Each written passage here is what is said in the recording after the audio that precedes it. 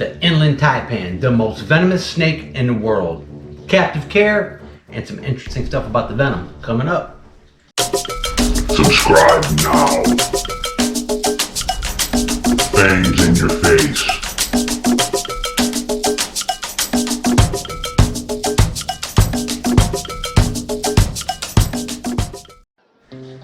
Hey, Austin Smith, Sean Black, Thomas Wyeth, and Joey Butts. Hey, thank you guys so much for the support that you show our channel. We truly and deeply appreciate it.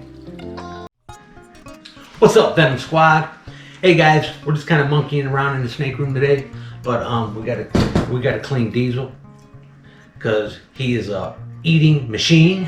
But and I gotta clean the baby Inland Taipan. So it's gonna give us a good excuse to talk about Taipan venom and why they are so damn toxic. But don't forget, at the end of the video, fangs in your face, as always. But hey guys, hang in there. We're gonna jump right into it today. What's up, guys? We're gonna start out today. We gotta clean the King Diesel. He probably poops almost every day. But we're just gonna get right into it, guys, and get this work done because I've got to go through the baby rack today, and I want to talk about Taipans and tell you guys some interesting stuff about the Inland Taipans. But we're gonna get this little knucklehead out. And he's in his big box today. Yeah, dude, you're stinking. Oh, look at him. No, you don't, Bubba. Oh, got some feces on that. He is a little firecracker.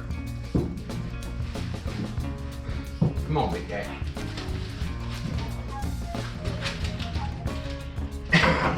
I swear to God, he's growing like a damn weed. This is the problem when you have a cage with a lot of stuff in it. You gotta gently coax his butt out of there. Yeah, look at our little guy. Dina's little guy. Okay, guys, and as you can see, Diesel's full of personality. And he's a long, wiry little son of a bitch, ain't he? But he is definitely growing. But let's get him in the can. All right, buddy, look at him. He's full of piss and vinegar. Well, and that's the way I like my King Cobras to act. I don't want them tame. I don't want them, you know, to be just Gumby. I want him hooding up and acting like a king. But let's get him lidded up. Let me clean his little cage out there real quick. He poops every day. He does. I do this every day. And I go through this once a day with him. And you would think that he would just get tame from being handled so much, but I don't want him tame. I want him to act like a damn King Cobra. Look at that, he 1, 2, 3 spots. Dina's face like, yeah, he poops that much, huh? He really does. And the thing is, King Cobras have a really high metabolism, so you feed them and they're constant motion. I mean, they really have a high metabolism, and that's what's one of the things is keeping them is a lot of work. If you're gonna contain one, you gotta keep it clean. And that's why Kings require a big cage. I mean, you know, this is adequate size for him where he can climb and cruise around. But a couple months, he's going to be moving into something bigger, and then something bigger. And probably a year, he's going to hit that freaking 8-foot mark, 6 to 8 foot mark. And because they grow incredibly fast, he's already growing, and he's going to need to be in something really big. Kings need to move. They need, because they're such a curious snake. They're always cruising, and I mean, they're not a snake that just gets in a hide and stays there. They do that at a certain time of the day, usually nighttime. But I'm gonna tell you, daytime they're out cruising around. They're a curious snake, and they like to move. In the next year, we'll have him a big exhibit, and I'm not talking like a 6-foot vision or an 8-foot vision. I'm talking we'll be in our new place by then, and when he gets that 8-10 foot mark, he's gonna have a freaking room. He's gonna have a built-in exhibit where he'll have 10 feet in every direction to cruise and do his thing. I mean, taking a big king and keeping it in a 6-foot vision, that's cruel.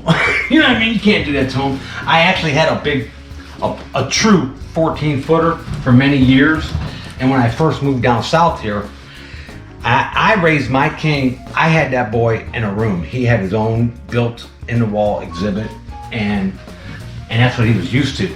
And I had to put him in a damn vision cage when I moved down south because we didn't have a place to build him a damn exhibit. So I actually placed that king with a zoo, just so. I mean, it wasn't right to keep him in a little cage. And they are so intelligent, and believe me, you pin them up, you kind of break their spirit. You know what I mean? They need room to bounce around. So by the time this guy hits that size, we'll have him something nice. I know this is a little boring, guys, watching me disinfect the cage, but you got to disinfect them out every time. And if you're using a can repeatedly, you know, I've got a couple of these green cans and I switch them out because if I switch species, I disinfect them every time. I mean, it's just one of my OCD things.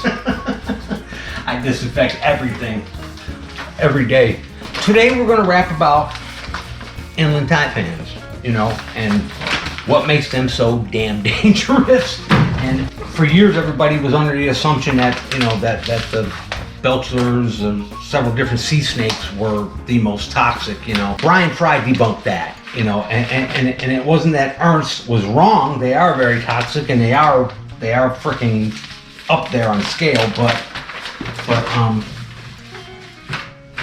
Brian broke it down and explained that the system that they used to identify the toxins thing is just a little outdated and wasn't right, and everybody believed that the sea snakes hold the hottest neurotoxins, but they don't. It's the Inland Taipan. I mean, their neurotoxins are off the charts. It's crazy how toxic it is. But we're gonna get into that in a minute. Let me get this done. Okay guys, we've got this put back together. I told Dana, turn the camera off. Nobody wants to watch me clean the damn cage. But all they want to see is Diesel. But we're going to pop him back in there real quick, you guys. And we're going to get over to the Taipans, the actual topic of our video. Can you hear that? I can hear it. He's in there growling. He's already growling. And King Cobra's growl. I mean, they actually got a deep guttural that they make, and he's just a little squirt, and he's already doing it. But I actually grabbed a little bit of a longer hook to keep him out away from me. He's a squirrely little guy.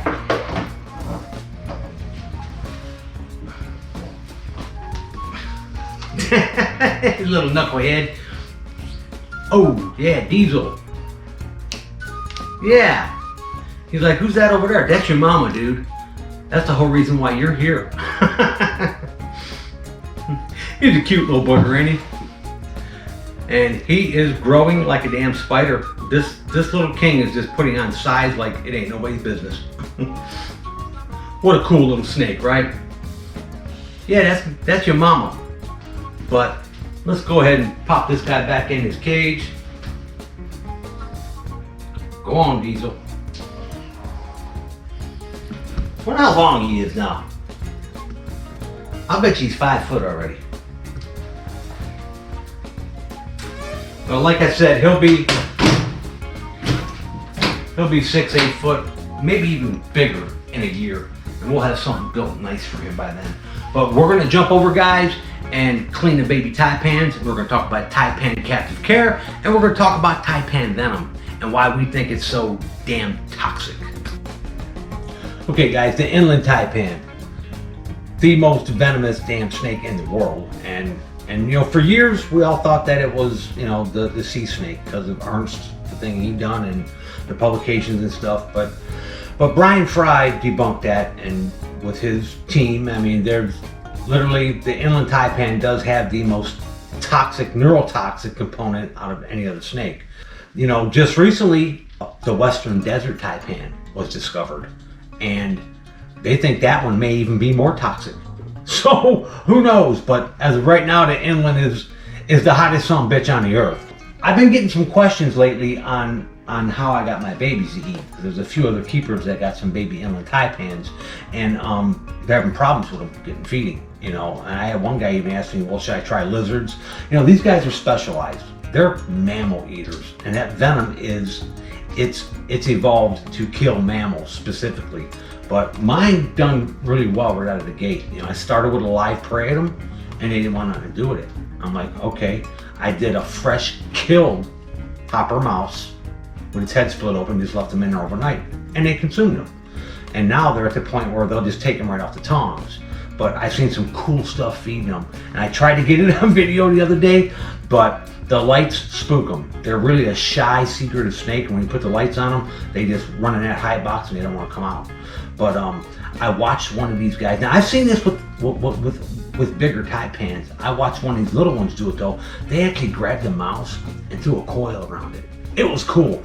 So I mean, they weren't constricting it, but they were holding it. They were holding it while they were envenomating it. So it was pretty cool behavior to catch. I'm going to try to catch it on film once they become a little more used to the lights and stuff. Not a lot's known about the inlands yet. I mean, it's basically a new snake to science. I mean, you know, they were discovered in 1879, but they weren't even like seen again until I think it was 1972 or something. It was like years later, and then they popped back up. But they were classifying them as some kind of a brown snake, and it wasn't until years again later, I think it was in the early 80s, like 1981 or 82, they were classified as Oxyranus. And you know, it's because they come from such a damn arid, lifeless area. I mean, these snakes come from such a remote area that they're never encountered.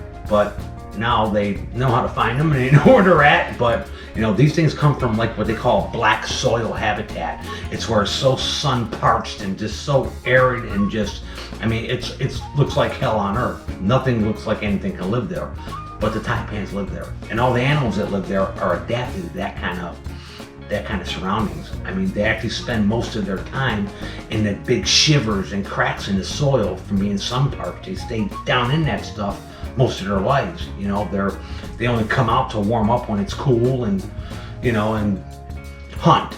But we'll get into the venom here in a minute. I need to clean these little boogers. But what's cool about these things is they are actually starting to change color a little bit. And it's because my room is starting to cool off, okay? And I naturally let it cool down for all the rattlesnakes and stuff. Even though they're in a rack with some heat on it, they're starting to go into their winter colors. Their heads are turning really black. They're really starting to change. But mine are doing good. Mine are doing really, really well. Their heads are really starting to darken up. And you watch. I've been keeping them at about 82 degrees, but on the cool end of the tub, they're actually getting down into the like 75. So, but what a beautiful snake. And I'll tell you what happens is in the summer when it gets warm, these guys go through a change, okay? They change color with the seasons. Their summertime temperatures, you know, are going to be in the mid-level 80s, but on the cool end, it'll still be 78 to 80, but they're going to turn like yellow, okay? But when it gets cooler, like in their wintertime temperatures will get much cooler, especially in this room. I'll let this room get down into the 60s, and you know, that's for breeding the rattlesnakes and stuff. But you watch, they're going to turn darker and darker, and they're already starting to show that sign. They're going to go into their winter colors, even as babies. How neat is that, right? But I'm going to place that right there. I'm going to clean his little thing out real quick, and we're going to talk about Venom. From everything that I know about Taipans, I mean, of course, there's the Scutellidus, there's the which now the coastal Taipans have subspecies with the PNGs and stuff, but there's literally only 3 Taipans, true Taipans, with you know, of course, the inland, the Microlepidotus. But what's cool is just in I think it was 2007, they found another type of Taipan, and it's the Western Desert Taipan, and it's a little smaller, it's brighter in color. It's the Temporalis, I believe, but I think there's only been like 20 of them found. So if I'm gonna have all the Taipans, I want one of them. But I want the rarest one, the new one. But they think that the temporalis, the western desert Taipan, they think that its venom might even be more toxic than the inland. So how cool would that be, right? But the thing is as toxic as these guys are, you know, there's been no recorded deaths since they've made anti-venom. You know what I mean? So, you know, and any bites that have occurred are from keepers and in captivity, you know, because they come from such a damn arid area and such a non-existent to people that don't want to live there. I don't blame them, and they don't come in contact with them, you know. So, but we think that the venom is so potent on these guys because just the pure factor that, you know, if they miss a meal, it's a life or death situation. I mean, because where they come from, I mean, from what I understand, the species of rat, they're pretty formidable. It's a long-haired rat or something, and they're freaking like supposed to be ferocious. You know, like everything from Australia is just mean. You know what I mean? It's ferocious, but the inland's venom is so toxic to subdue mammalian prey quick, and that's why when I seen these little ones grab something, throw a coil around it, it's just because they're that confident that their venom's going to knock something down that fast. You know what I mean? But that's awesome, you know, because I'm sure in the wild these things go through times of plenty and times of things that are lean. You know, it's probably feast or famine, so they can't afford to lose a prey item. You know, they probably eat real well for a couple of months, and then they don't get to eat again for freaking 6-7 months. Who knows? You know what I mean? So we believe that that's why the venom is so toxic. It's just a quick knockdown factor, you know. And I read some cool articles, and they were saying how these things don't give you a dry bite. They don't dry bite anything. They don't do a defensive bite. They bite to kill every time, you know. So it's not a snake you want to take lightly, you know. But I love my little Inland Taipans. They're really cool. And I've actually produced eggs out of Inland Taipans before at the Serpentarium. But what a neat little snake, you know. And these guys are already growing too. It just trips me out how their heads are already turning dark. Just because the slight temperature change here at Venomcentral, period. I mean, it's already starting to get a little cooler, and they're already starting to go into almost like a little bit of a winter color. But we're going to keep these guys a little warm because I'm going to keep pumping in groceries to them. Because let me tell you, inlands grow fast. These guys grow fast and they mature very fast. I do know that these things have reproduced at 3 years old. So look, he's already getting long, man. He's getting long and looking good. Get in there, buddy.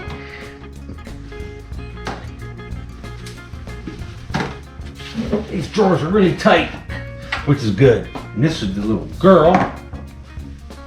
And I'll tell you, they are placid. These snakes are placid. Taipans in general, everybody thinks that they're grumpy, and I'll tell you, I've dealt with the P&Gs. I've worked with the coastals. All right. Oh, there you go. See that? Changed like that. I mean, and the P&Gs were flighty, but they still weren't like mamba crazy, okay? And the coastals were the same. But I'll tell you, the big ones, the big inlands that I've worked with, and we had some 6-footers, and I'll tell you, they were always just very docile. But I've seen that change. Like certain days, they would be just a little bit more hyper, and you go to hook them and move them and clean their enclosure, and they just start getting flighty. But I've never had one like strike at me, or I mean, just like be super defensive and come at me with its mouth open or anything like that. I've had them like flip out and throw feces and try to get away from you and just get like, boom, spastic all of a sudden. But very rarely. They are a very calm, shy snake, and they're easy to work with, but still, we don't take that as, okay, take the liberties and handle them, you know. I mean, a bite from this thing, boom, you're done. That's it. Game over.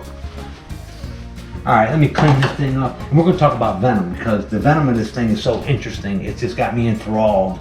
I mean, I've been studying venom for years, but these guys, and what I know of them is probably limited. There's probably better research done and more stuff done, but I'm gonna tell you what I know.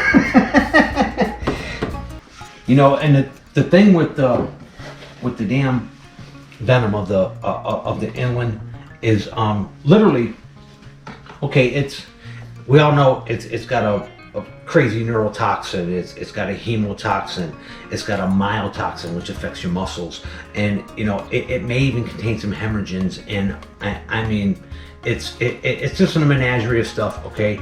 But the thing is that its neurotoxin is off the charts because it's a presynaptic and it's a postsynaptic type of neurotoxin. It's literally works on both spectrums, and what they call it is a paradoxin. And this paradoxin is like works on both ends of the spectrum. So what it does is, I mean, it's literally, it is the hottest neurotoxin, this paradoxin, that they've ever been able to discover out of any kind of snake. And that's what makes the Inland Taipan the most craziest venomous snake in the world. I mean, literally the hottest venom in the world.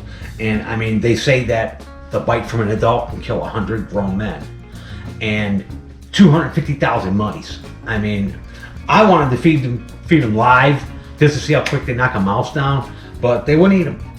They preferred them dead. I mean, now that they're actually grabbing and throwing a little coil around them and hanging on. I mean, and that just proves it that, you know, they're so venomous because they don't want the opportunity to lose anything, you know. But later on, when they get a little size on them, I'm going to pop a few live in there, and we're going to see how quick they knock them down. Because I've never fed a Taipan live. I've always fed them, even the big ones we had, I fed them frozen thawed. But, cool stuff. But let me tell you, you know what's interesting is that even the antivenom that is made for a lot of the Australian stuff and your Taipans, the antivenom is not made from Inland Taipan venom. It's made from the coastal. I mean, they have bigger fangs, they put out a bigger yield, and it still works on all of the subspecies. And the antivenom's crazy expensive. It's like 3 to 4 grand for a vial. It's big money. But I tell you, I love these things. I think they're the coolest thing in the world. Of course, I love the most venomous snake in the world, but ours are doing great, and ours are growing. See, now this one's already showing that little bit of, it's a little skittish, okay? So I'm not gonna take any liberties with this little gal. I'm just gonna platform her real quick. There we go. What a beautiful animal. I can't wait till they're 5-6 foot. But they mature very fast. I know that. They mature quickly. Oh guys, I've got a ton of work to do. I've got to run through this whole rack tonight. Then I got to run through this whole rack. I mean, if you can pan, Dina, I mean, look, we still got all of our baby basiliscus here. We still got all of our baby arutus, all of the baby zobs. I mean, plus, of course, my rhino vipers, my little baby taipans. I mean, so we're at full capacity, and we're waiting on a bunch of stuff to get born still, which won't be it'll be a minute, but there's more stuff coming. But oh, check out the arutus, guys. Just a quick look. Here, let me get this. The arutus are jamming. They are just spectacular. Look at him buzzing his tail. Yeah, the baby arutus are doing great. And these guys are little eating machines. Man, they slam little live fuzzies like popcorn. But well, actually this is one I'm holding back and keeping. This one's already eaten frozen thawed. But I gotta run through and feed a bunch of stuff. Okay guys, just a quick one today, guys. I wanted to hit on some Taipan stuff. But the venom, it's crazy, right? I mean, the most toxic venomous snake in the world. And you know what, to top it off, they also have a damn, an enzyme in their venom that helps the venom spread. I mean, they call it the spreading factor that helps it spread through your body quicker, and it works on warm-blooded prey. It's bad stuff. But I gotta get back to work, y'all. I gotta feed all this stuff tonight. I gotta go through and clean a bunch of stuff tonight. So there's a lot more content coming. But we just wanted to pop a quick one up for you guys. But hey, don't go nowhere, because the Fangs in your face, the Bothrops edition, there is some wild strikes in this one. You guys are gonna love it. So hang in there, guys, and check out the Fangs in your face. It's coming at you.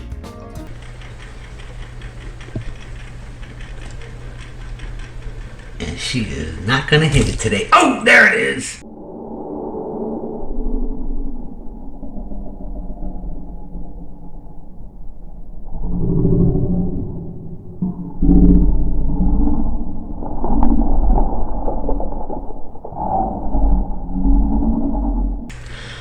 Thought she wasn't gonna hit it there for a minute, but she grabbed it.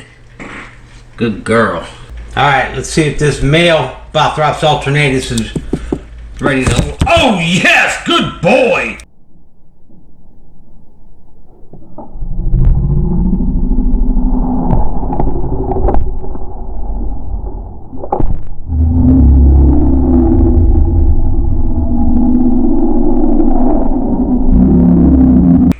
And he lit it up and he hung on to it. And I'd feed the babies for you, but I'm feeding most of them live still. And you know how that goes. YouTube will shut us down if I do a live feeding. And this is their first Venom cam appearance. And you can see they're, hey!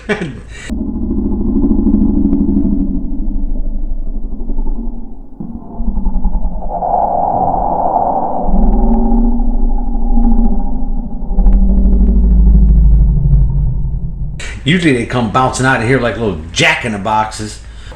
As soon as he picks up a heat signature on that, he's gonna be on it. Watch. Oh, there we go!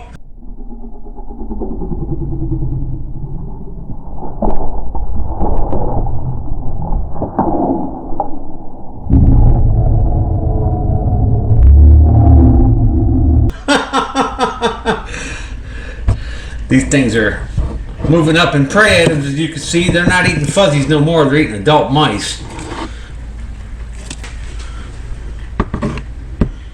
He's back there in that high box. Oh, yes!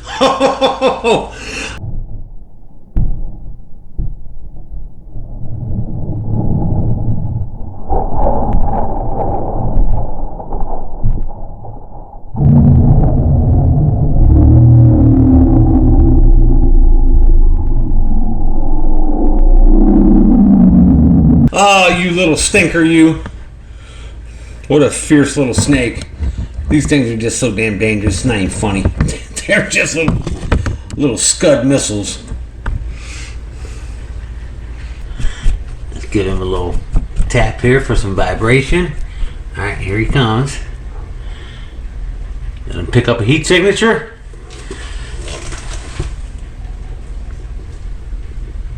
Oh, there's the bite.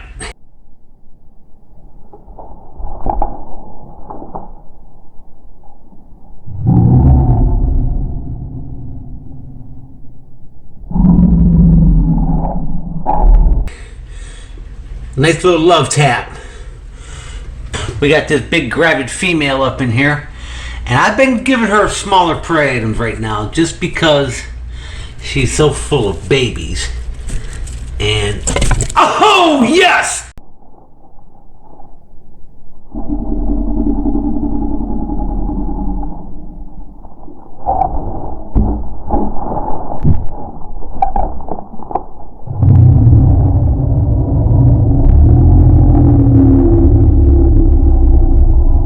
Oh, that was a good one. Oh, I was getting ready to pull that food item out of there and back up and lift her hide box and see if her head was pointed in the other direction. But she surprised us. Goes to show you, you never know what they're going to do. Good girl. Bonus strike scene. Come on, big boy. What he's holding up for. Oh, yes!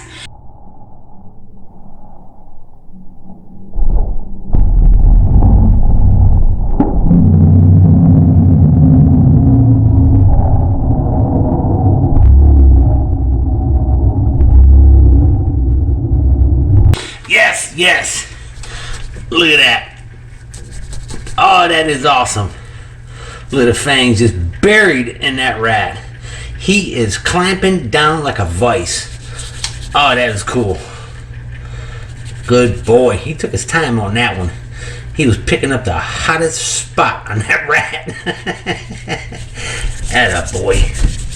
We just had him out today. We just took his whole exhibit outside and gave him a deep cleaning. So he was out and about in the room today for a while. All 8 foot of him. I think he's growing. He feels like he's about 9 foot now. He's getting big. That was cool. Hey, if you're new to the channel, hit the V logo and subscribe now.